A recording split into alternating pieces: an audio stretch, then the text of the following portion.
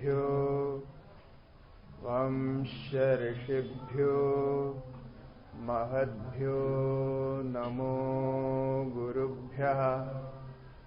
सर्वोपप्लवरहितः प्रज्ञानघनः प्रत्यगर्थो ब्रह्मैवाहमस्मि ब्रह्मैवाहमस्मि। ॐ शान्ति शान्ति शान्तिः। ॐ ईशावास्यमिदं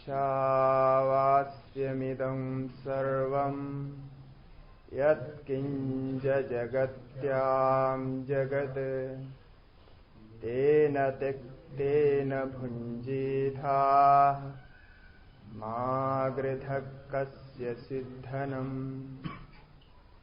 सपर्यकात् शुक्रम् अकायम् अव्रणम् अस्नाविरगम् शुद्धम् अपापविद्धम् कविर्मनीषी परिभूः स्वयंभूः याथा तथ्यतः अर्थान् व्यधतात् शाश्वतीभ्यः समाभ्यः। एको देवः सर्वभूतेषु गूढः सर्वव्यापी सर्वभूतान्तरात्मा कर्माध्यक्षः सर्वभूताधिवासः साक्षी चेता केवलो निर्गुणश्च साक्षी चेता केवलो निर्गुणश्च। ॐ शान्ति शान्ति शान्तिः। हरि ओम्।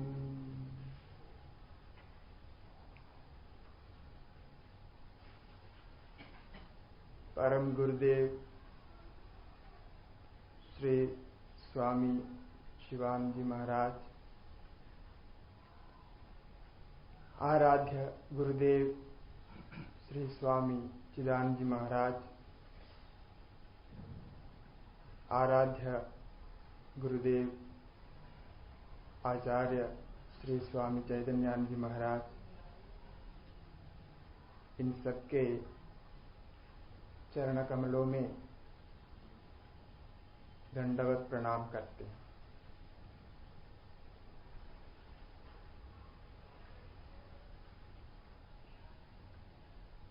तो हम जिस विषय पर यहाँ विचार करेंगे उस ग्रंथ का नाम है उपदेश सार। उसके बारे में संक्षेप में अभी हमारे वक्ता ने बताया है। उपदेश सार उपदेशों का सार है, उपदेशानाम सार है उपदेश सार। ये भगवान रमण महर्षि के द्वारा रचित है। भगवान रमण महर्षि को भी सभी जानते हैं, सत्संगी लोग जानते ही हैं। शास्त्रों में ज्ञानी पुरुषों के बारे में वर्णन होता है। वो ज्ञानी पुरुष कैसे रहते हैं, सिद्ध प्रज्ञस्य का भाषा, वो उनके आचार विचार कैसे होते हैं, ये हमें दृष्टांत रूप में रमण महर्षि में देखने को मिलता है। हम लोग तो दर्शन नहीं कर पाए, फिर भी उनके जो चरित्र है वो सुनकर के हमें आनंद होता है। इस प्रकार भी ज्ञानी पुरुष रहते हैं, क्योंकि ज्ञानी पुरुषों का लक्षण अलग अलग होते हैं। कोई भक्ति प्रधान है, कोई योग प्रधान है, कोई योग भक्ति ज्ञान सब मिला के, परंतु शुद्ध ज्ञान में जिस स्थिति में रहता है वो रमण महर्षि भगवान में देखने को मिलते हैं। उनके जीवन में जब वो 16 साल के थे, 10वीं कक्षा में पढ़ाई कर रहे थे, उस समय अचानक एक घटना हुई। एक दिन वो विद्यालय जा रहे थे, जाते समय उनके मन में ऐसा डर पैदा हो गया कि मैं मर रहा हूं, मैं मर रहा हूं। मृत्यु का डर, मृत्यु का डर तो सबको होता है, परंतु उसको रमण महर्षि भगवान को कुछ विशेष कारण के बिना ही अचानक ऐसे अंदर से पैदा हो। तो उस समय क्या अनुभव हुआ था, इतना डर गए थे कि वो विचार भी नहीं कर पाते। और बाद में उनको लगा कि ये डर आया कहां से, ये डर किसको हो रहा है और ये मृत्यु किसको होती है। उन्होंने विचार किया तो वहां उन्हें शरीर आदि से अपना स्वरूप का पृथक ज्ञान हो गया, अनुभव हो गया। क्योंकि जिसको मृत्यु हो रही है वो मैं नहीं हूं, और जो मैं हूं उसको मृत्यु नहीं होती। वही उनको अनुभव हो गया था। ये अनुभव के बाद 2-4 महीने ही वो घर में रह सके। उसके बाद वो घर छोड़कर तिरुवन्नामलई में आ गए। तो ये उनका चरित्र है। और तिरुवन्नामलई में आने के बाद फिर अंत तक वहीं रहे। इसका मतलब है कि भगवान जैसा कहा है, अनेक जन्म संसिद्ध तदो यादि पराम गति। अनेक जन्म किया हुआ जो साधना है उसके फल स्वरूप ज्ञान होता है। अब 16 साल में एक मनुष्य शरीर का जो दिमागी हिसाब से बढ़ना लगभग पूरा हो जाता है, मतलब वो उसका दिमाग तैयार हो जाता है। उस व्यक्ति को हम पहचान पाते हैं कि ये इस प्रकार का होगा, 16 साल तक तैयार हो जाता है। तो इसका मतलब जब उनका दिमाग तैयार हुआ, माने पूरा हो गया, तब उनका पूर्व संस्कार जागृत हो गया। तब तक वो घर में रहते थे, ब्राह्मण परिवार का था, जो कुछ भजन आदि ध्यान आदि करते होंगे, परंतु इसके बाद उनका जीवन बदल गया। और वहां से वो तिरुवन्नामलई में आकर के बहुत कठिन तपस्या, यही तपस्या थी, मेरा स्वरूप क्या है। पहले तो मालूम हो गया ये शरीर आदि तो मैं नहीं हूं, परंतु मैं कौन हूं, मैं कौन हूं, ऐसा उनको ज्ञान हो गया। तो इस शरीर आदि से पृथक जो ज्ञान हुआ था वो परम वैराग्य का लक्षण है। अब ऐसे व्यक्ति किसी प्रकार संसार में रह नहीं सकता। जो शरीर से अलग अपने को जान लिया वो किसी प्रकार संसार में नहीं रह सकता। और उसके बाद उनका जीवन ये कोहम को पता लगाने में लगे, मैं कौन हूं। और अंत में वो पता लगाने के बाद भी वो उसी स्थिति में रहने लगे। तो वैसे ज्ञान होने के बाद बहुत सारे उनके शिष्य बने। शिष्य माने वो स्वयं किसी को दीक्षा नहीं दी, अपने आप कोई उनको गुरु मान करके चलते रहे। तो जब वो एक गुफा में रह रहे थे तिरुवन्नामलई में, गुफा के अंदर एक छोटा शिवलिंग था और शिवलिंग के चारों तरफ केवल एक व्यक्ति को बैठने की जगह थी। वो अभी भी आप देख सकते हैं, विरूपाक्ष गुफा है। और उसके पास बैठ करके वो ध्यान करते थे।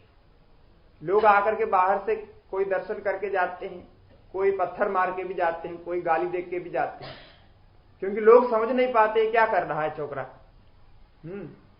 कौबिन पहन कर बैठा हुआ है, क्या कर रहा है उनको मालूम नहीं हुआ। परंतु सुनते सुनते गणपति मुनि वहां आए। गणपति मुनि उस समय के वहां के एक बड़े विद्वान थे। उपनिषद आदि में भी उनका अध्ययन बहुत था और बहुत बड़े कवि थे वो, इसलिए काव्य कंठ गणपति उनको कहते हैं। वो कविता उनके कंठ में ही थी। तो एक बार गणपति मुनि आए और बाहर से ही दर्शन किया तो उनको लगा ये तो बिल्कुल वही है जो हम उपनिषदों में पढ़ते हैं, ये तो ऐसे ज्ञानी है, ये उपनिषद का ज्ञान है इनका। और वो भी उनको समझ में आ गए ये तो अब इस समय ऐसे स्थिति में है जो बात नहीं कर सकते, क्योंकि जो शास्त्र जानता है वो उस स्थिति को जान सकता है। ये बात नहीं आएगी इसके मन में, क्योंकि मौन व्याख्यान स्थिति में है, मौन में ही बैठे। अब किसके बारे में क्या बात करनी, शब्द उनके मन में नहीं आ रहा है, वाणी में नहीं आ रही, इसलिए ऐसा बैठा हुआ है। वो गणपति मुनि समझ गए और उन्होंने अपनी तमिल भाषा में उनको समझाया, देखिए कि कभी एक युग में एक बार ऐसा ज्ञानी पैदा होता है तो आपसे बहुत सारे लोग प्रभावित होंगे और बहुत लोगों को आपको उपदेश देना है, इसलिए आप धीरे धीरे बोलिए, बोलने की कोशिश कीजिए, ऐसा उन्होंने कहा। और महर्षि को भी वो ठीक लगा कि जो गणपति मुनि कह रहे हैं ठीक है, कि हमें कुछ बोलना चाहिए। फिर इस प्रकार वहां से आपस में संवाद शुरू हुआ, बहुत सारी चर्चाएं हुई और गणपति मुनि इतने प्रभावित हुए कि उन्होंने कहा कि मेरा जन्म सफल हो गया, यदि भी मैं अभी कुछ साधना वगैरह नहीं किया हूं, परंतु आपके दर्शन से ही मेरा जन्म सफल हो गया। और अंत तक वो साथ में रहे। फिर आपस में बहुत सारी चर्चाएं हुई और ज्ञान होने के बाद उन्होंने संस्कृत भाषा की शिक्षा ली, उपनिषदों की शिक्षा ली, गीता की शिक्षा ली और उसके बाद में तेलुगु भी सीखे और मलयालम भी सीखे, तमिल तो जानते ही थे। इतनी सारे भाषा ज्ञान होने के बाद वो सीखे, क्योंकि समझाने के लिए भाषा चाहिए और तरीका भी चाहिए, तो ये जानना जरूरी है, तभी वो ज्ञान प्रकट कर सकता। तो ये सब गणपति मुनि ने उनको सिखाया। इस प्रकार वो शुरू हो गए थे। अब वहां बाकी जीवन तो आप जानते हैं, बहुत सारा प्रचार हुआ। अभी तिरुवन्नामलई में आप जाने से अभी भी आपको लगेगा कि रमण महर्षि वही है, तो ऐसा वहां माहौल है। तो अब हम इस उपदेश सार के बारे में बताते हैं, इसकी भूमिका। क्योंकि ऐसे ज्ञानी पुरुष कोई ग्रंथ लिखेगा तो उसका कुछ कारण होता है, क्योंकि शास्त्र कहते हैं कि ज्ञानी पुरुष के अंदर अपने आप कोई संकल्प नहीं उठता है, वो ऐसे खाली बैठे रहते, खाली रहते हैं उनका मन। और भगवान रमण महर्षि ने स्वयं कहा है कि जैसा आप लोगों को संकल्पों को, विचारों को रोकना मुश्किल हो रहा है, बिल्कुल वैसा ही मेरे अंदर एक विचार लाना मुझे मुश्किल होता है, क्योंकि जो प्रयत्न करना पड़ता है एक विचार लाने के लिए, संकल्प लाने के लिए। तो ऐसे स्थिति में थे, तो वो कोई ग्रंथ क्यों लिखेंगे, क्योंकि ग्रंथ लिखने के लिए बहुत कुछ विचार करना पड़ेगा, तो उसके लिए कुछ निमित्त होता है, निमित्त के बिना नहीं होगा। क्योंकि कोई जाके उनको कहें और उनके मन में वो विचार संकल्प उठे कि मुझे लिखना है, संकल्प उठे, तब वो लिखते।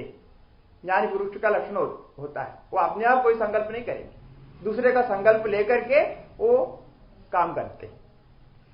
तो इसके पीछे, उपदेश सार के पीछे घटना है कि वहां उस समय एक कवि रहे थे, कवि मुरुगनार,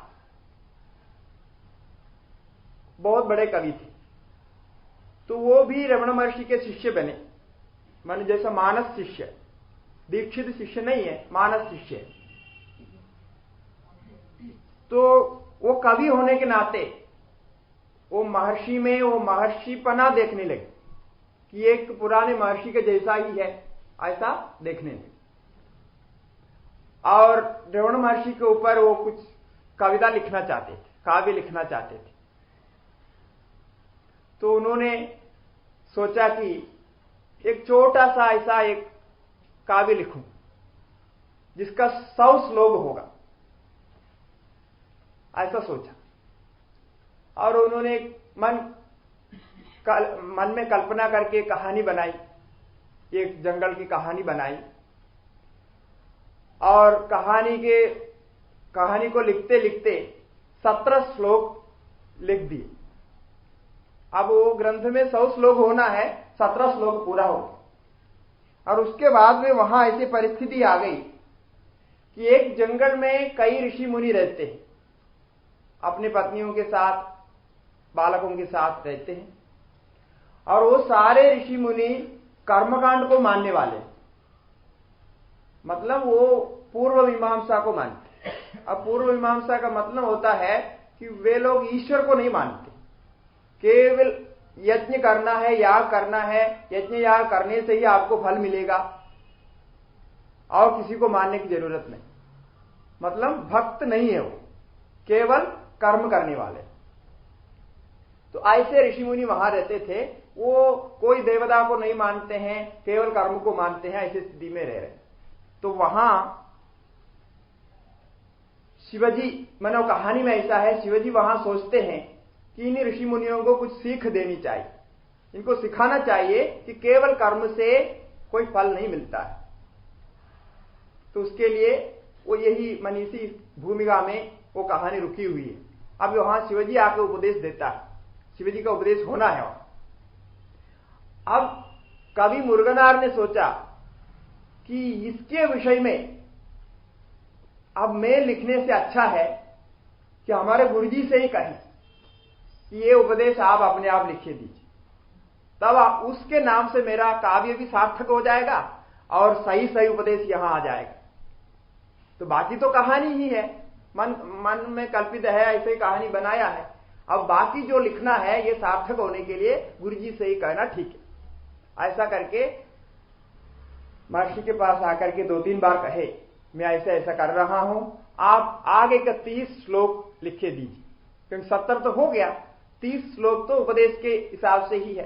शिवजी आकर के वहां ऋषि मुनियों को उपदेश दे रहे हैं, ऐसी भूमिका में है, तो ये उपदेश आप ही लिखे दीजिए, ऐसा कहा।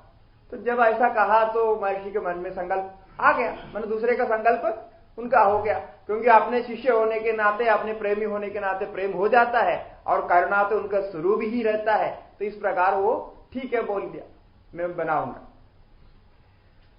तो वो महर्षि पहले तमिल में लिखे और उसके बाद में उसको स्वयं ही संस्कृत में लिखे, और यही उपदेश सारम को स्वयं ही मलयालम में लिखे और स्वयं ही तेलुगु में भी लिखे। तो जो जितने भाषाएं वो उनको जानते थे, सभी भाषा में वो अपने आप इसको अनुवाद किया। तो इसीलिए ये अनुवाद में जो कमियां आती है वो उसमें नहीं है, क्योंकि स्वयं लिखे हैं तो उसका सार तो सभी में एक ही है। तो इस प्रकार 70 और ये उपदेश सार हुआ 30 श्लोक, ऐसा उनका काव्य पूरा हो गया, 100 श्लोक का पूरा हो गया। तो ये इसकी भूमिका है। क्योंकि कई लोग प्रश्न करते हैं, ऐसे ज्ञानी पुरुष कैसे कुछ लिखते हैं और इतने सरल ढंग से लिखा है, तो कुछ तो कारण होगा। तो ये हमने एक जगह इसको पढ़ा है, तो आप लोगों को सुना, ये इसकी भूमिका है, तभी आकर के यहां से शुरू होता है। और पहला श्लोक में जो कह रहा है वो उन ऋषि मुनियों के लिए उत्तर है, उनके लिए उपदेश है, इसीलिए यहां ईश्वर को लाते हैं, ईश्वर ही कर्म फलदाता है इत्यादि कहते हैं।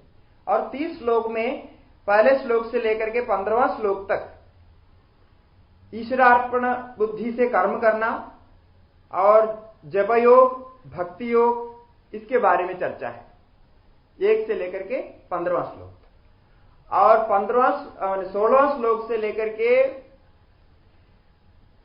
20वां श्लोक तक प्राणायाम आदि के बारे में चर्चा है। और फिर आगे जो मुख्य साधन है कोहम, उसके बारे में चर्चा है। और ये जितना हो सकता हूं उतना मैं करूंगा, क्योंकि समय आप जानते हैं 4 दिन में जो होगा उतना मैं पूरा करने की कोशिश करूंगा। तो अब जो है हम श्लोक का पाठ करेंगे।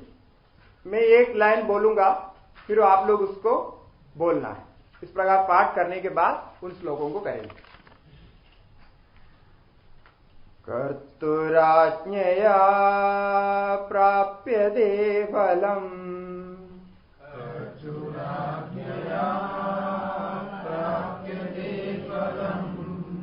कर्म किं परम् कर्म तज्जडम्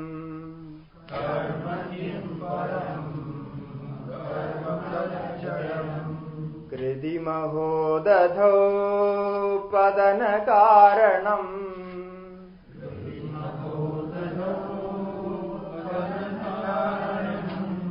फलमशाश्वतम् गतिनिरोधकम्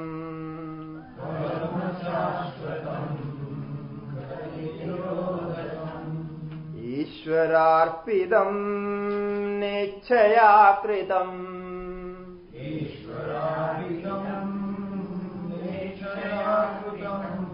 चित्तशोधकम् मुक्तिसाधकम्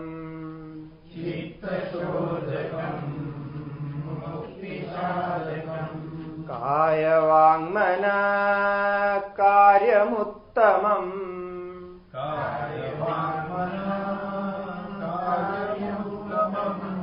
पूजनं जपश्चिन्तनं क्रमात्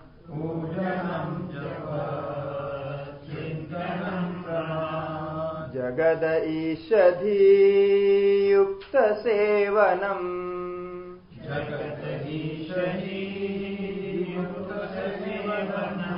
अष्टमूर्तिभृद्देवपूजनम्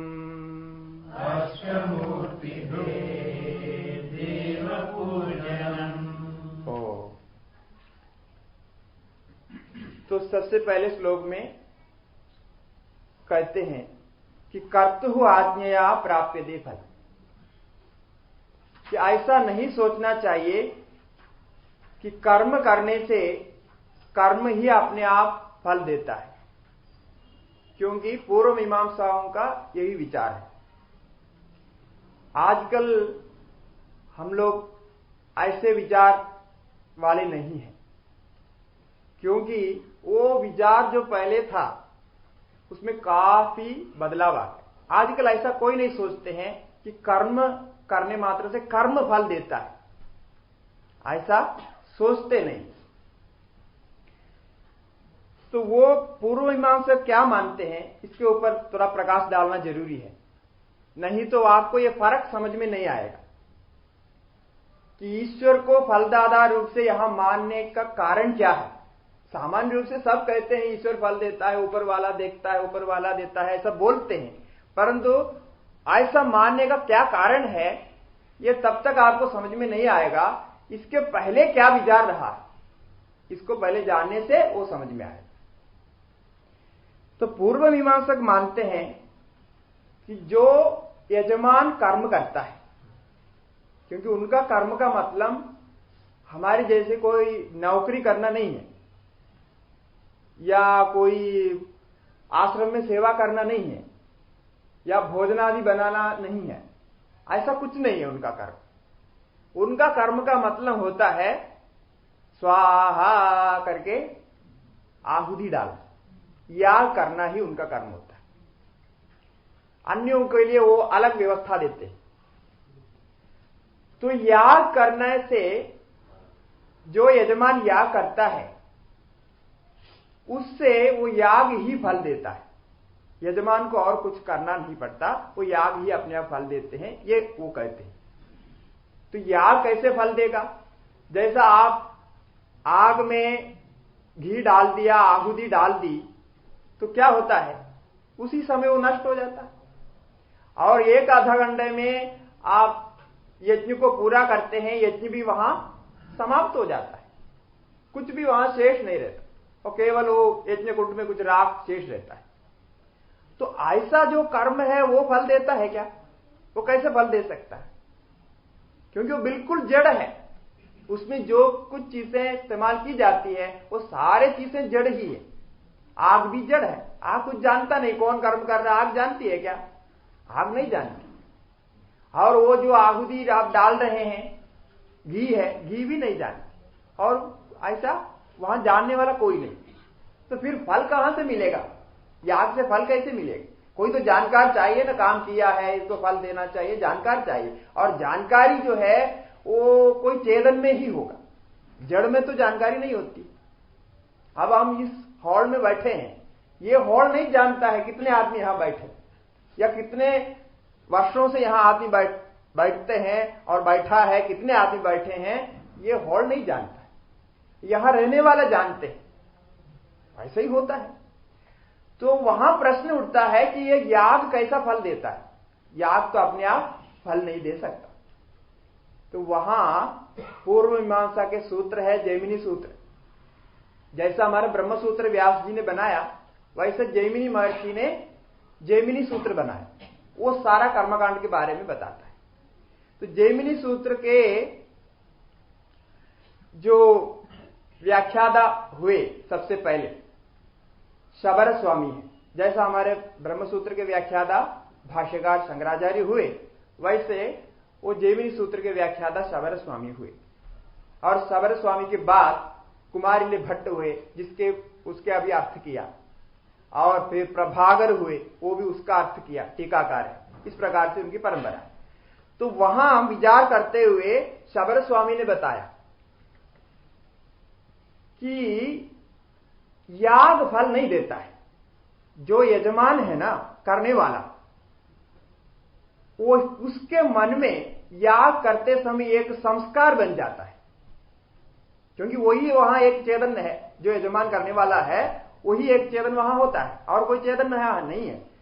तो याग करते समय उसके मन में एक संस्कार होता है, वो संस्कार के रूप में कर्म बैठ जाता है, कर्म उसी में स्थित हो जाता है, और बाद में वो उसके अंदर से ही वो फल देता है। मतलब कर्म करते समय, जैसा अब इस समय भी हम कर्म करते हैं, तो उसका एक संस्कार बन जाता है। संस्कार मतलब वो आदत है, आपने विचार करके कर्म किया है, तो उसका एक विचार आपके मन में बैठ जाता है।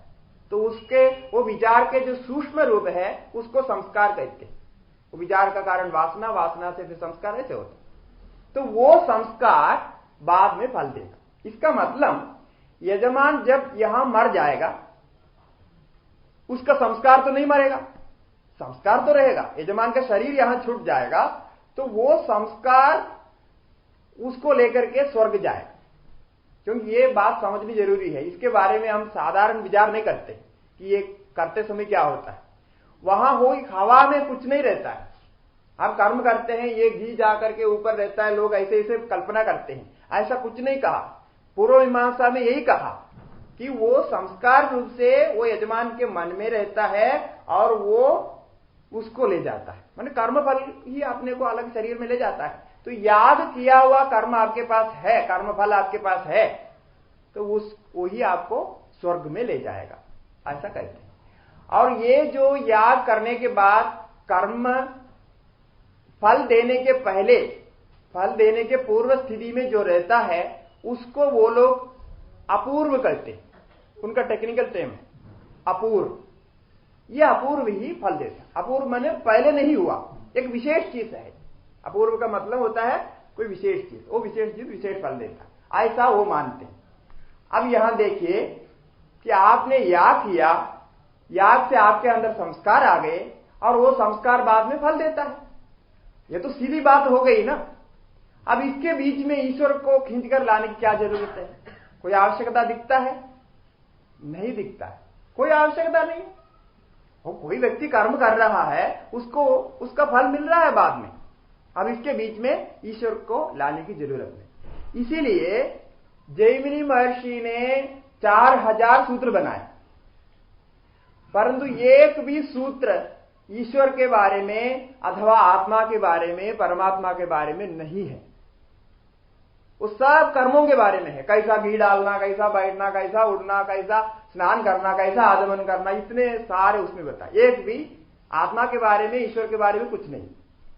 और उसके बाद में उसका जो भाष्यकार शबर स्वामी है, उन्होंने भी ईश्वर को नहीं माना, क्योंकि उनके दृष्टि से भी ईश्वर की कोई जरूरत ही नहीं है।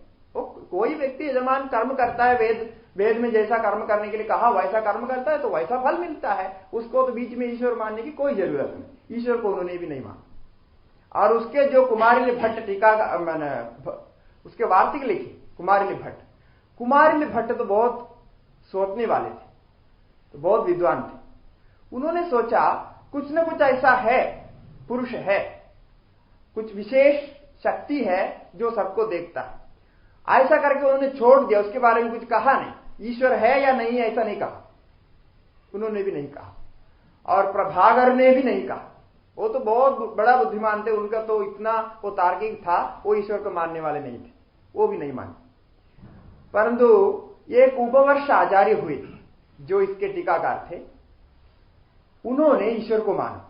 ईश्वर को मान करके उन्होंने क्या कहा कि यद्यपि हमारे बड़े आचार्य जैमिनी महर्षि ने ईश्वर के बारे में कुछ नहीं कहा, तो भी आप ब्रह्म सूत्र आदि में दे करके उसको समझ लेना चाहिए। ऐसा करके उन्होंने उपवर्ष को छोड़ दिया। ये शंकर भाष्य में शंकराचार्य ने उनका नाम उद्धृत किया है। उपवर्ष की कोई रचना अभी प्राप्त नहीं है, परंतु शंकराचार्य जी ने ऐसा ब्रह्मसूत्र में लिखा है कि उपवर्ष आचार्य ने ईश्वर को माना है। तो इस प्रकार पूर्व कर्मकांडी जो थे, अब आप सोचिए, आप अभी ईश्वर को इतने मानने वाले आस्तिक है, तो आपके बड़े बड़े जो पूर्वज रहे, बड़े बड़े विद्वान रहे, वो लोग ईश्वर को नहीं मानने वाले थे, क्योंकि वो पूर्व मीमांसा में कर्म को इतना बड़ा मानते। और एक बात और बताऊंगा कि वहां जो पक्का कर्मकांडी है ना, वो देवताओं को भी नहीं मानते। वो अग्नि, वायु, इंद्र जो भी देवताएं हैं, इन देवताओं को भी नहीं मानते। वो क्या कहते हैं मालूम है? ये केवल शब्द मात्र है। वो वेद का जो शब्द है उसको ही मानते, देवता को नहीं मानते, देवताओं का आकार को नहीं मानते। देवता ऐसा वो हविष मन खाता है, पीता है, ये कुछ भी नहीं मानते। वो बोलते हैं ये शब्द मात्र है, ये शब्द में शक्ति है, वही आपको फल देता है। आप अग्नि हे स्वाहा करके डालने से उसमें एक शक्ति है, वही फल देता है। कोई देवता को भी नहीं मानता। ऐसे कट्टरपंथी थे पहले लोग। तो उस स्थिति में यहां हमारे महर्षि कह रहे हैं कि वहां फल देने वाला कर्म नहीं है, और कर्म से बनने वाला अपूर्व भी नहीं है। मैंने कर्म से जो यजमान के मन में संस्कार बनता है, वो संस्कार भी फल देने वाला नहीं है। फिर फल देने वाला कौन है? कर्तु आज्ञया प्राप्यते फलम्। ये जगत के सृष्टिकर्ता जो ईश्वर है, उस ईश्वर की आज्ञा से ही आपको कर्म का फल प्राप्त होता है।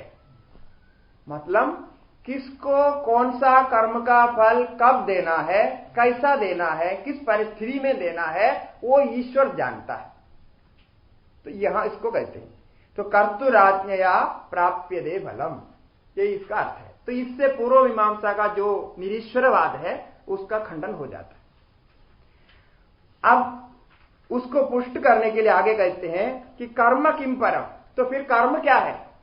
ईश्वर फल देता है तो फिर कर्म का कोई मतलब नहीं है, कर्म तो जड़ है। तो बोलते हैं कर्म तद जड़म, कर्म जड़ है, ऐसा जड़ कर्म फल नहीं दे सकता। आप ये दीवार को मारेंगे, इसको पीटेंगे, उसको दर्द नहीं लगेगा, क्योंकि उसमें जड़ है, वो सब जानते हैं, जड़ को कुछ लगता नहीं। तो कर्म को पता ही नहीं है किसने कर्म किया है, कितना किया है, कहां जाना है, क्या करना है, कर्म को कैसा पता रहेगा? और कर्म बनने के बाद नष्ट भी हो, और कर्म से जो अपूर्व बनता है वो भी कर्म से बनने के कारण वो भी जड़ है, वो भी नहीं जानता है। अच्छा, अब आप कहेंगे कि जो संस्कार रूप से आदमी के मन में है वो फल देता है। वो फल देता है कहने से क्या होगा कि आप कभी भी अपने लिए बुरा फल नहीं लेना चाहेगा। मैंने आपके मन में है, परंतु आप लेना नहीं चाहते हैं, तो हम नहीं लेंगे। वो जो अच्छा है वही लेंगे, मतलब आपको हमेशा अच्छा ही प्राप्त होगा और हमेशा अच्छा ही आप लेना चाहेगा, ऐसा हो जाएगा। परंतु ऐसा होता नहीं है, आपको अच्छा भी लेना पड़ता है, बुरा भी लेना पड़ता है। तब आप ऊपर हाथ रख करके कहते हैं ये कोई है, ये दोनों हमको देने वाला। हम तो अच्छा ही चाहते हैं, बुरा नहीं चाहते हैं, परंतु हमें बुराई भी आ जाती है। अब जिंदगी भर लोग कहते हैं हम अच्छा ही किया है, हमको कहां से ये बुरा आ गया, बुरा ये बुरी हाल कहां से आ गई, ऐसा लोग कहते हैं। तो ये बुरी हाल वो ईश्वर देते हैं। ईश्वर कहां से देते हैं? ईश्वर आप किया हुआ कर्म फल को देख करके देते हैं। आप नहीं जानते हैं आप क्या क्या करके रखा है। आप तो यहां तक नहीं जानते आप परदादा के परदादा कौन हुए, आप जानते हैं क्या? नहीं जानते, परंतु उसको जानने वाला कोई है। अब ऐसा नहीं कह सकते हैं कि मैं परदादा का परदादा को नहीं जानता हूं इसलिए वो है नहीं। ऐसा नहीं कह सकते, है जरूर, परंतु आप उसको जानते नहीं, और आगे क्या होने वाला है ये भी आप जानते नहीं। परंतु आपके पास क्या क्या कर्म संचित है और क्या क्या कर्म आपको भोगना है, आप कब भोगना है, कहां भोगना है, ये सारा कुछ जानने वाला ईश्वर है। वो जानकर उसी समय आपको फल देता है। इसीलिए बुद्धिमत्ता यही है कि जो कर्म फल के अनुसार आपको भोगने के लिए सामने आता है, सुख हो अथवा दुख, अच्छा हो या बुरा, खट्टा हो मीठा हो, उसको हाथ जोड़ करके स्वीकार कर, क्योंकि आपने किया है इसलिए आपके पास आया है, इसकी पूरी जिम्मेदारी आपको है और उसको लेने की भी आप जिम्मेदार हैं। इसलिए उसको स्वीकार करो तो काम हो जाए। अब उसको क्या कब देना है वो तो आप हिसाब से ही आएगा, उसमें कुछ भी गलत नहीं होता है। ऐसा आप नहीं सोचना इस समय नहीं आना चाहिए। एक व्यक्ति जो है शादी के लिए तैयार होकर के शादी करने जा रहे थे, वो शादी करने के रास्ते में एक्सीडेंट हो गया, फिर उसको फिर हॉस्पिटल ले जाना पड़ेगा। तब लोग चिल्ला चिल्ला कर बोलते, अरे ये एक्सीडेंट अभी आना था, ये कैसे भगवान है, हमने तो सुबह से लेकर के मंदिर में पूजा की, अर्चना की और नारियल तोड़ा, सब कुछ किया, अभी इस समय एक्सीडेंट कहां से आता, और शादी सारे बंद हो गई, कैसे हो गया, क्या हो गया, हमने क्या पाप किया था। ऐसे लोग चिल्लाते, इतना परेशान हो जाते, और वो देखने वाले भी दुखी हो जाते, अरे कितने खुशी खुशी सब कर रहे थे, अभी तुरंत ऐसा हो गया। क्योंकि आप नहीं जानते, आपके हाथ में नहीं है, वो जिस समय आना है उसी समय आना है, वो परिस्थिति फिर नहीं आएगी। जिस स्थिति में जिस फल को आपको भोगना है वो परिस्थिति उसी फल के लिए वही मिलती है, आगे नहीं होता।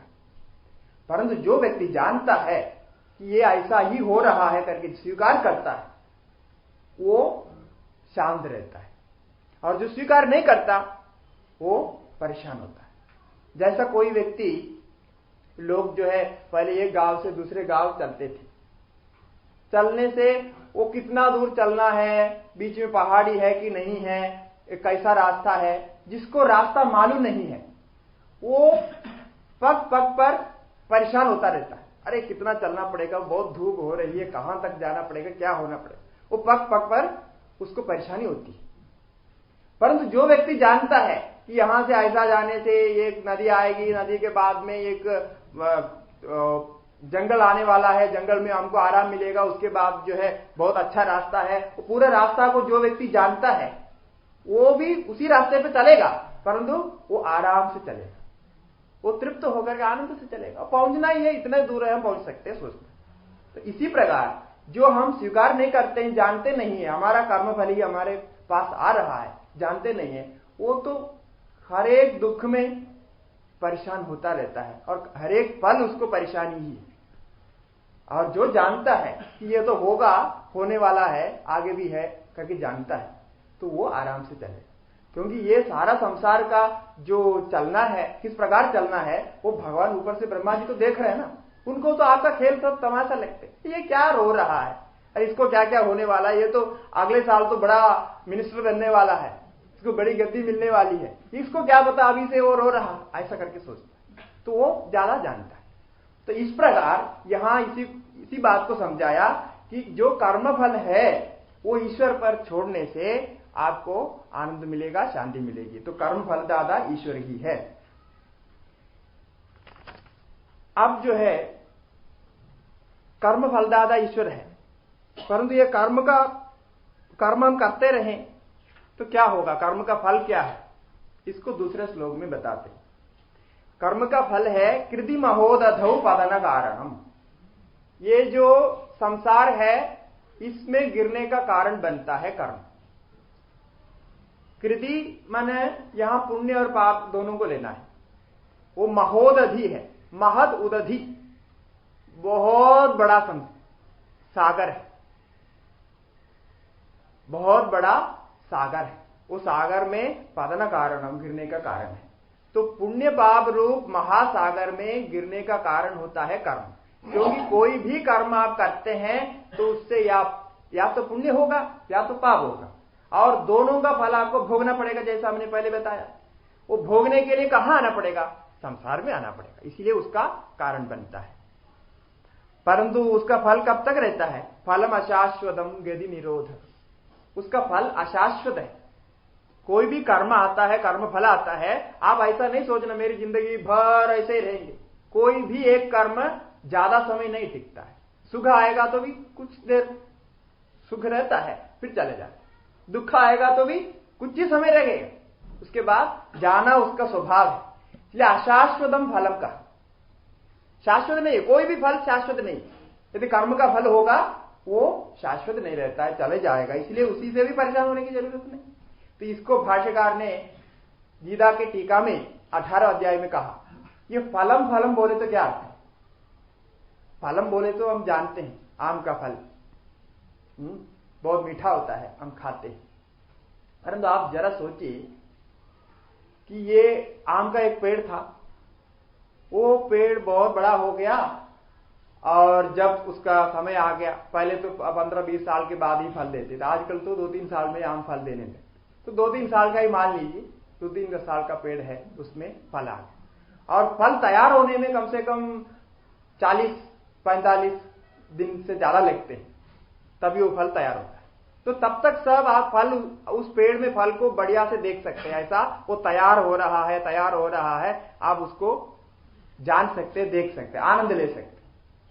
परंतु जैसा ही फल पक गया ना, पकने के बाद फिर कितना दिन टिकता है? ज्यादा समय नहीं टिकता।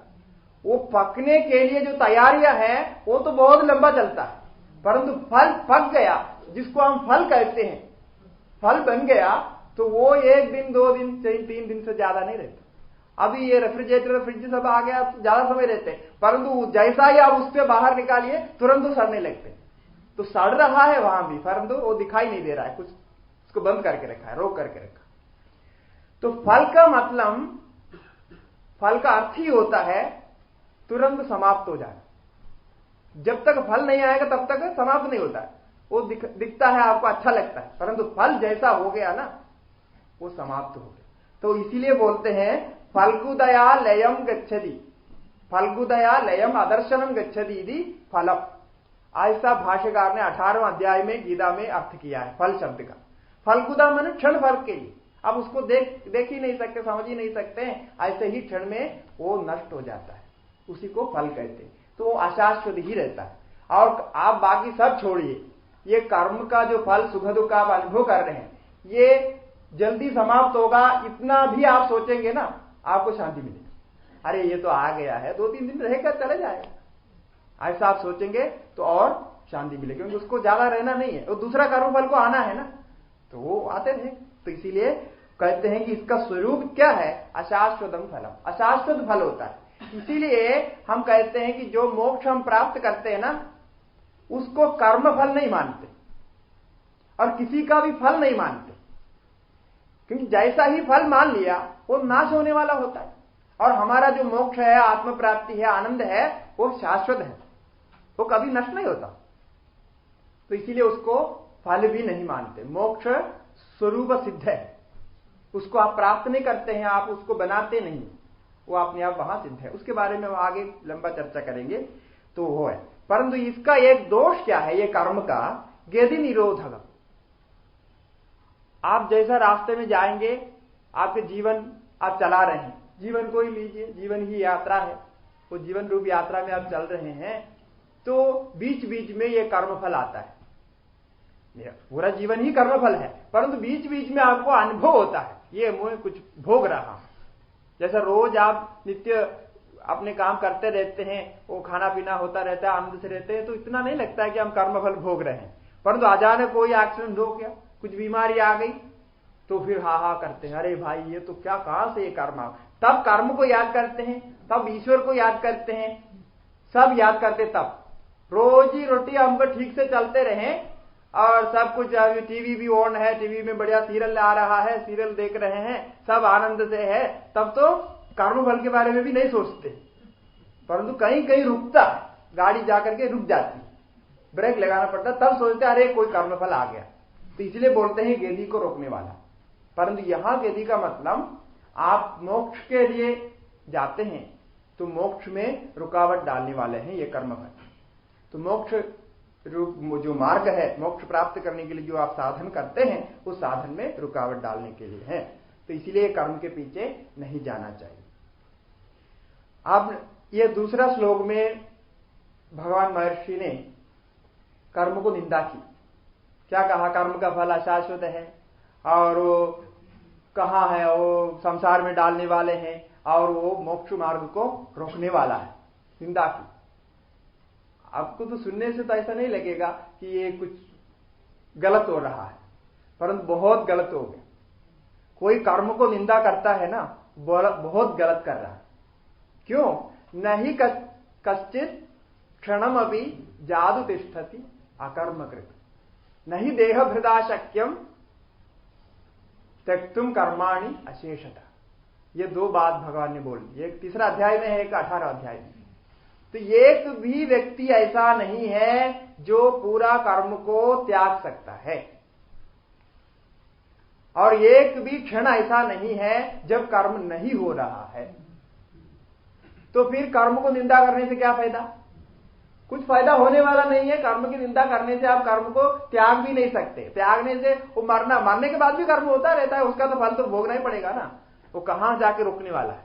इसीलिए नहीं देह भृदा शक्यम, देह धारण जो किया है, ये देह धारण का अर्थ है कि अभी हम मनुष्य शरीर में है, इतना ही नहीं कि जो देह अभिमान करता है, जो अज्ञानी है, वो कभी भी कर्म को छोड़कर रह नहीं सकता।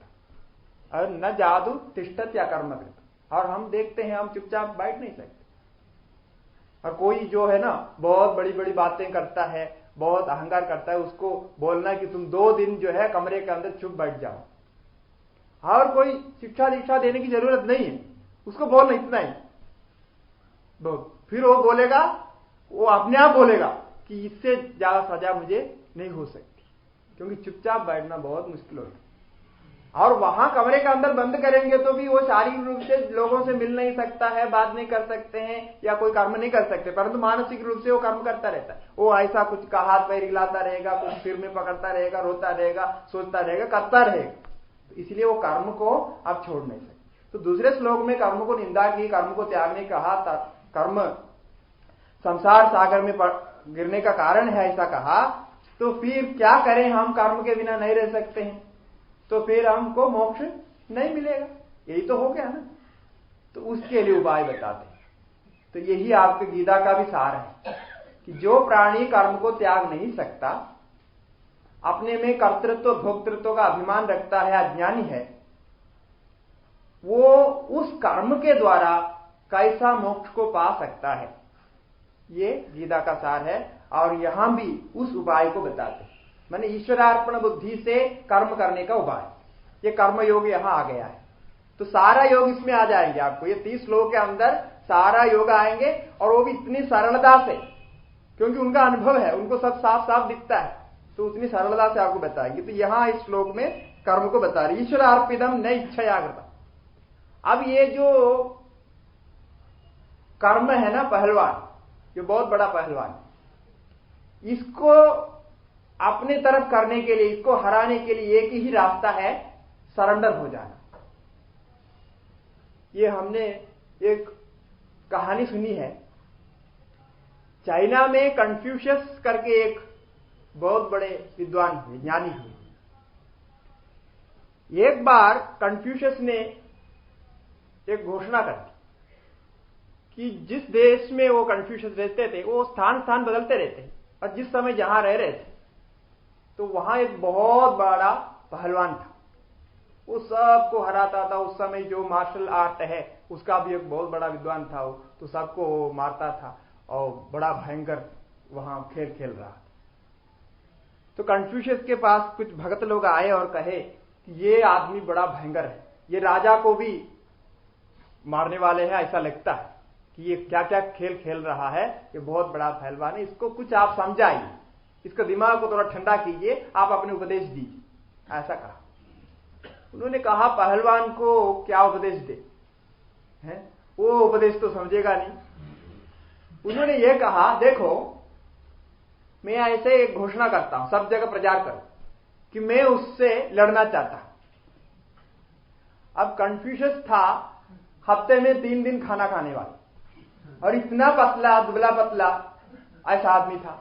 उन्होंने घोषणा कर दी कि मैं वो पहलवान से लड़ना चाहता हूं, उसको हराना चाहता हूं। पहलवान ने सुन ली, और उन्होंने पहले भी कन्फ्यूशियस का नाम सुना हुआ था। उन्होंने कहा ये क्या करेगा मुझे, वो सोचा हो सकता है इसके पास कोई ऐसी विद्या हो, कुछ तरीका है जिससे वो मारेंगे। जैसा भी हो, वो सुन करके ही यहाँ कन्फ्यूशियस के पास पहुंची। तो उन्होंने कहा रुको रुको, आप 2 दिन ठहरो, हम एक मंच बनाते हैं, सबको बुलाते हैं, फिर हम वहां लड़ेंगे, ऐसा लड़ने से तो नहीं होगा ना। तो फिर एक मंच बनाया गया, वहां दोनों में लड़ाई शुरू होनी थी। दोनों 2 तरफ खड़े हो गए और वो रेफरी भी आ गए, सब तैयार हो। तो कन्फ्यूशियस ने क्या किया, जाकर के उसके पैर में गिर गया। जो पहलवान खड़ा था उसके शरणागत हो गए, पैर में गिर गया। हाँ, और उन्होंने कहा यार तुम ये क्या कर रहा है भाई, तू लड़ने के लिए आया और मेरे पैर में गिर करके मेरा नमस्कार कर रहा है, ये तुम क्या कर रहा है। बोला देखो अभी तुम मुझे हरा सकते हो नहीं सकते हो, तुम कैसे मुझे हराओगे। तो लोगों को समझ में नहीं आया कि ये क्या बात कर रहा है। बोला कि मैं तुम्हारे शरण में आया हूं, तुम्हारा पैर पकड़ लिया, अब तो तुम मुझे हरा नहीं सकते हो ना, तुम मेरे से लड़ नहीं सकते। तो वो तब समझ गया कि ये क्या कह रहा है। तो यदि उसके शरण में आ गया, उसके पैर पकड़ लिया, तो वो उसको हरा नहीं सकता। और कन्फ्यूशियस को कभी भी वो पहलवान हरा नहीं सकते। अभी लड़ ही नहीं सकता है तो कैसे हराएंगे। तो लड़ने के बाद हराना होगा ना, कोई लड़ाई ही नहीं होगी तो फिर हराना भी नहीं होगा। तो इस प्रकार से हमें ये कर्म से बचना पड़ेगा। कर्म एक ऐसा पहलवान है, कैसे कैसे तरीके से इसके शरणागति होना है। और इसके शरणागति होने का मतलब ईश्वर के शरणागति होना, क्योंकि ईश्वर ही जानता है कर्म कितना है, क्या है, सब कुछ ईश्वर जानता है। तो ईश्वर शरणागति होना भी हमारे स्वार्थ के लिए है। किसके लिए है? हमारे स्वार्थ के लिए है, परोपकार के लिए नहीं है। क्योंकि हम अपनी रक्षा करना चाहते हैं, अपने कर्म फलों से बचना चाहते हैं और मोक्ष को पाना चाहते हैं। इसलिए हम जो कर्म फलदाता ईश्वर है, परमेश्वर है, उसके शरण में जाते हैं। तो उसके शरण में जाने से फिर वो कर्म हमें कुछ नहीं कर सकता। इसलिए भगवान ने सारी गीता में यही बताया, तुम कुछ भी करो, किसी को हजारों लोगों को मारो, अपने भाई बंधुओं को मारो और गुरुओं को मारो, किसी को भी मारो, तुम्हें कर्म छुएगा ही नहीं, कर्म फल तुम्हें छुएगा ही। ऐसा कौन कह सकता है?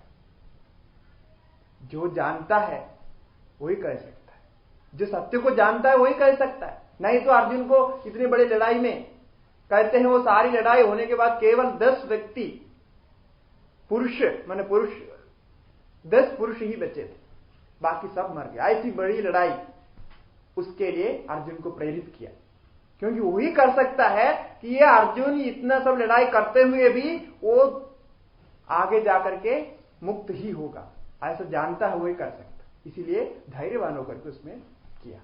तो हमें भी वही करना पड़ेगा। हम सब कर्म को त्याग नहीं सकते, और जो कर्म को त्याग सकते हैं, जंगल में जाकर के गुफा में बैठ सकते हैं, वैरागी बन करके बैठ सकते हैं, वो तो अलग बात है। और जो नहीं त्याग सकते हैं, अपनी परिस्थिति में ऐसे स्थिति में आ गया है, उसको उससे साथ लड़ना है। लड़ना मतलब इस प्रकार से शरणागत होकर के लड़ना है, तो तभी आप उससे मुक्त हो सकते। इसी का मार्ग यहां बताया कर्मफल का। ईश्वरार्पितम न इच्छया कृतम।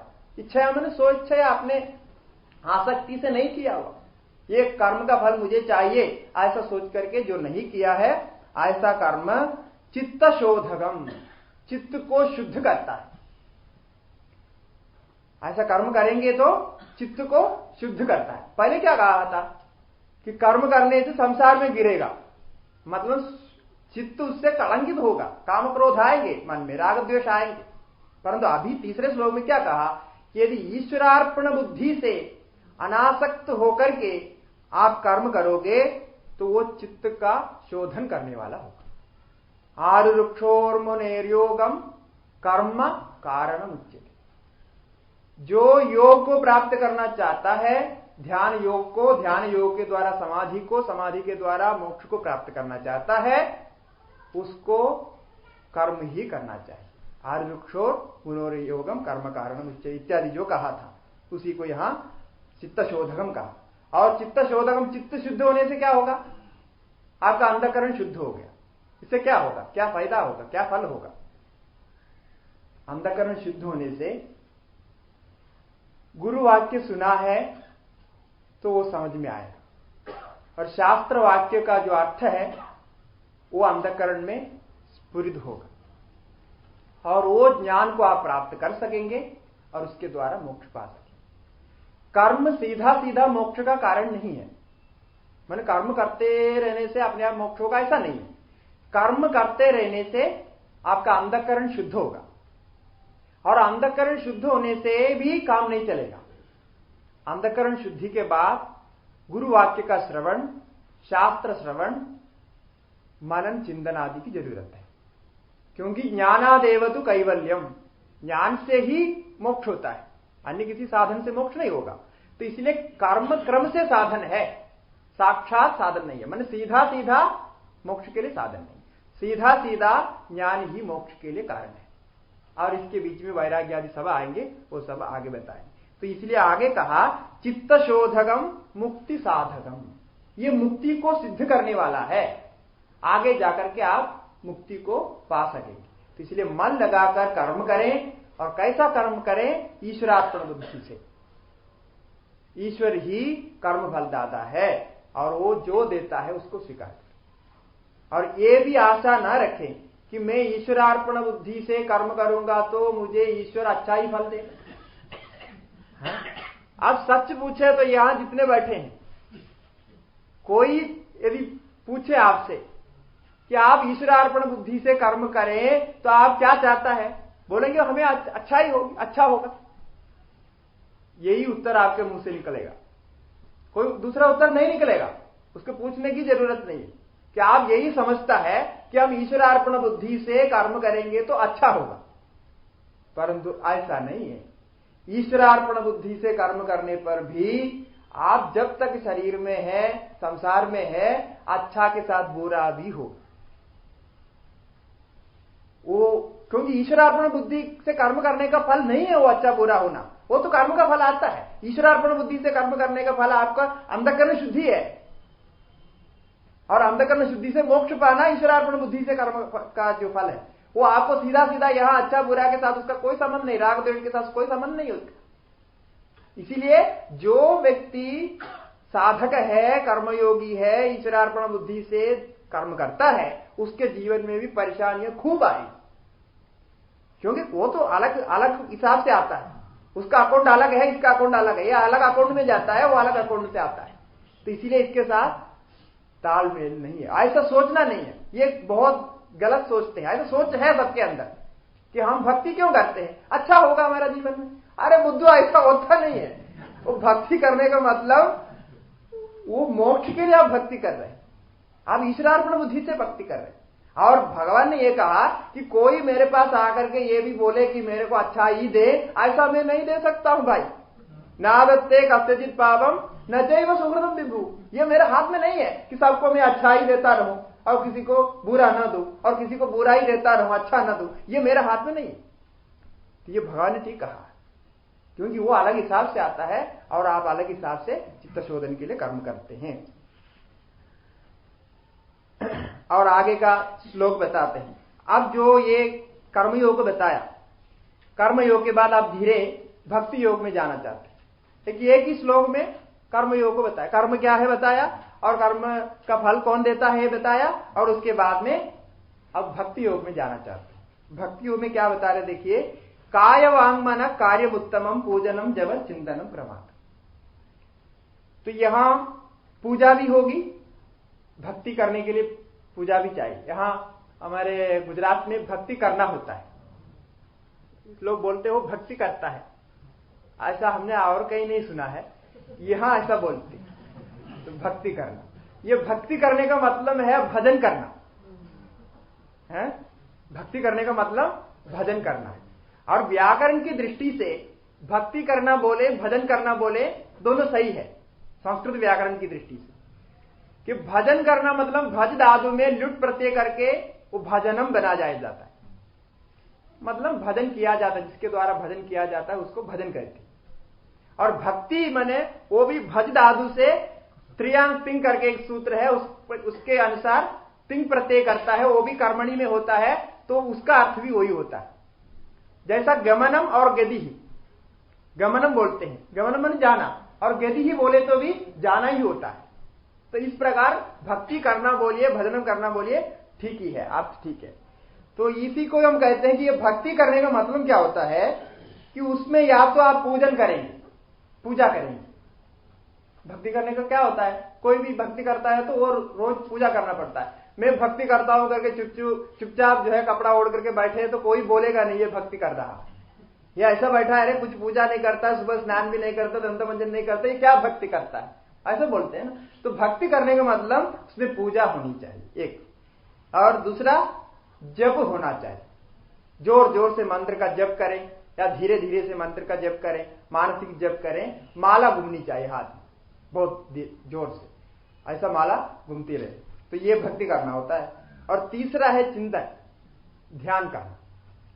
तो ये इसको यहां क्रम से बताया, क्रम से बताकर महर्षि ये कह रहे हैं कि पूजनम जब चिंतनम, पूजा से अच्छा है जप करना और जप से अच्छा है चिंतन करना।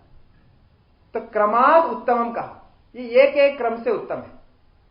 जब पूजा होती है तो उसमें सारा शरीर काम करता है, काय से, शरीर से पूजा होती है, काय वाग मन, वो भी क्रम से बताया, शरीर से पूजा होती है। और जब होता है पूरा शरीर की जरूरत नहीं, मतलब शरीर तो बैठा रहता है परंतु वाणी से, मुख्य रूप से वाणी से जब होता है। वो वाणी में भी वो पहले आप धीरे जोर से बोलते हैं और बाद में धीरे धीरे बोलते हैं, फिर बहुत धीमी गति से अंदर बोलते हैं, इस प्रकार से जब होता है। उसके बाद चिंतन जो होता है वो मन से होता है, उसके लिए स्थूल शरीर की जरूरत नहीं, मैंने स्थूल शरीर से कुछ काम उसमें नहीं होता है, मन से होता है। तो ये क्रम से उत्तम है कहा। अब इसमें जो व्यक्ति बिल्कुल नहीं बैठ सकता, कर्म में लगा ही हुआ है, उसको बैठना मुश्किल है, यहां तक कि सुबह स्नान आदि करके कुछ नाश्ता करने के लिए भी शांति से नहीं बैठता। हमने कई लोगों को देखा कि वो बैग लेकर के ऑफिस जाने के लिए तैयार है, उसके साथ साथ कटोरे में खाना लेकर के खाते जा रहे हैं और पीछे पत्नी दौड़ती जा रही है, और जहां तक वो गाड़ी तक पहुंच जाएंगे और खाना खा के पूरा हो जाएंगे, फिर वहां से ही वो ऐसा हाथ पहुंच दिया, फिर वो प्लेट लेकर के बाहर आ, इतना तक समय नहीं उनके पास। वो बोलते हैं यहां तक घर से ऊपर की मंजिल से गाड़ी तक पहुंचने में मुझे जितना समय लगता उतने में मैं खाना नाश्ता कर लेता, ऐसा करके फिर गाड़ी में बैठ जाता, मतलब उतना समय भी बैठ नहीं सकता। तो ऐसा जो आदत जिनकी हो गई है, बिल्कुल बैठने की आदत नहीं है, उनको पहले बिठाना पड़ेगा। ऐसा बिठाना, चुपचाप बिठाना नहीं, कुछ करते हुए बैठना, कुछ करते रहना पड़ेगा, ऐसा बैठना। तो ऐसा जो है, ऐसे अधिकारियों के लिए पूजनम, पूजा करना चाहिए। सुबह उठ करके स्नान किया, सब सामान्य घटा किया और एक जगह बैठा, मूर्ति को सामने रखा, फिर जैसे पूजा जानते हैं वैसे पूजा के 1-1.5 घंटा उसके सामने बैठे रहेगा और कुछ न कुछ करता रहेगा। मन एकाग्र होगा, मन एकाग्र होगा, उसके साथ भगवान का प्रसाद भी होगा, भगवान भी प्रसन्न होंगे और हमारा मन भी प्रसन्न होगा। भगवान प्रसन्न होने का मतलब हमारा मन प्रसन्न होना ही, क्योंकि आपका मन जब दुख है, परेशान है, आप कभी नहीं कहते भगवान मेरे ऊपर प्रसन्न है, कहते हैं क्या? नहीं है, नहीं कहते। जब आप प्रसन्न है, अब आप कहते हैं आप भगवान की कृपा बहुत बड़ी अच्छी कृपा हो रही है, तो मैं कितना प्रसन्न हूं। इसलिए भगवान प्रसन्न होना नहीं होने की बात अलग, उसके सवाल अलग है, परंतु आप प्रसन्न होते हैं तो फिर भगवान भी प्रसन्न है। तो आपकी प्रसन्नता ही भगवान की प्रसन्नता है।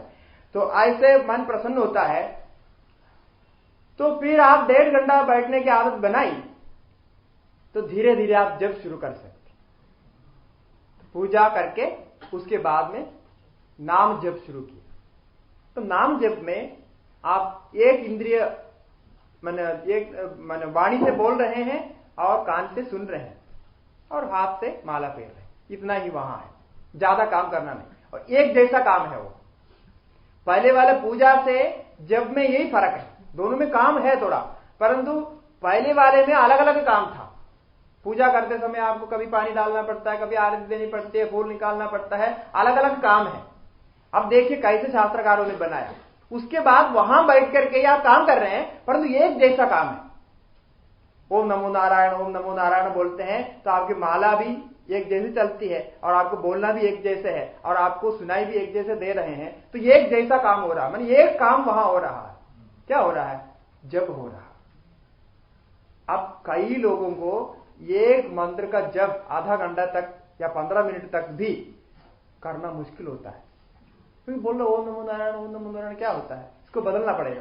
तो ये ओम नमो नारायण, फिर बोला ओम नमः शिवाय बोलेगा। क्यों? अरे ये ओम नमो नारायण बोल के बोर हो गया, तो हम ओम नमः शिवाय बोले।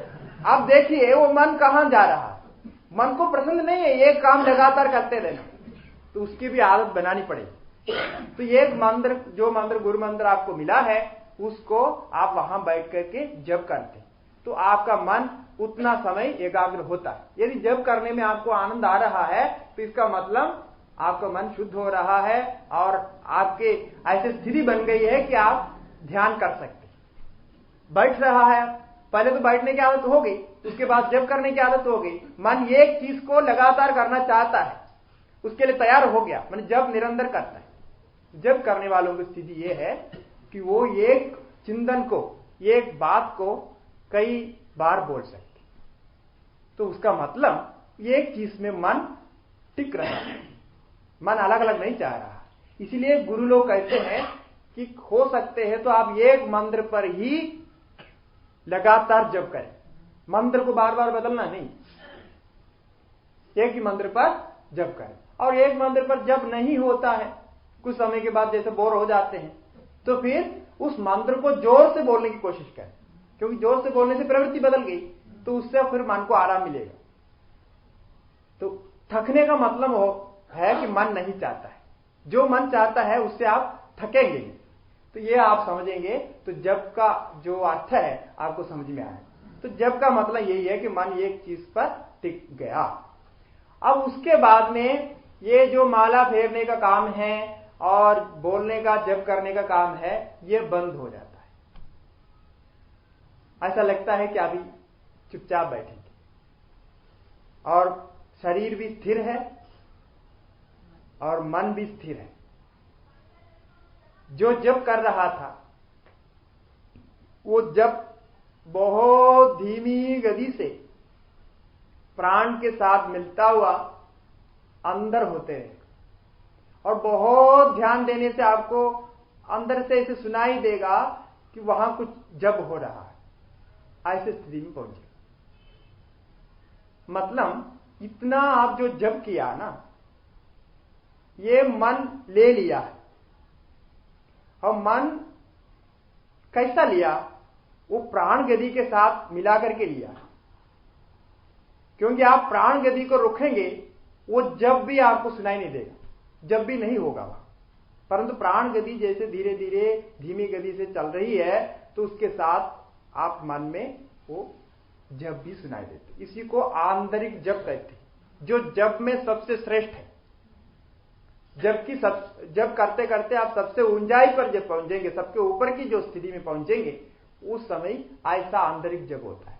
और ये जब में आप लगातार ध्यान देंगे, ये जब आपने करने की आदत बनाई, तो वो केवल जागृत अवस्था में नहीं है, स्वप्न अवस्था में भी ये जप होगा, और जब आप सोएंगे तब भी अंदर से जप चलता रहेगा।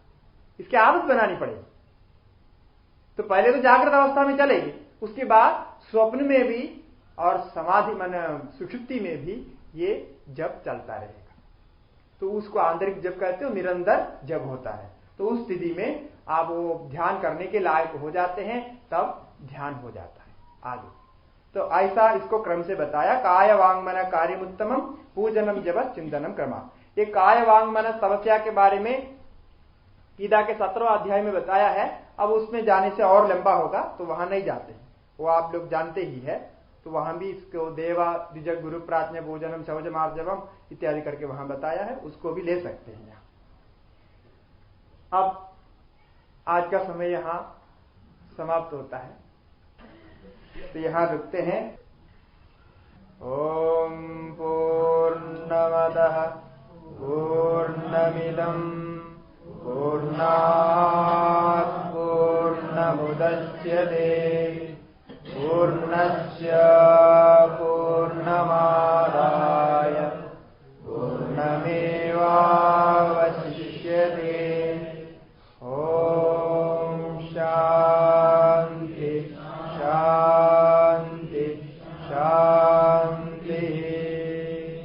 सद्गुरु महाराज की जय। भगवान रमण महर्षि महाराज की जय। सब संतन की जय। ओम नमः पार्वती पते हर हर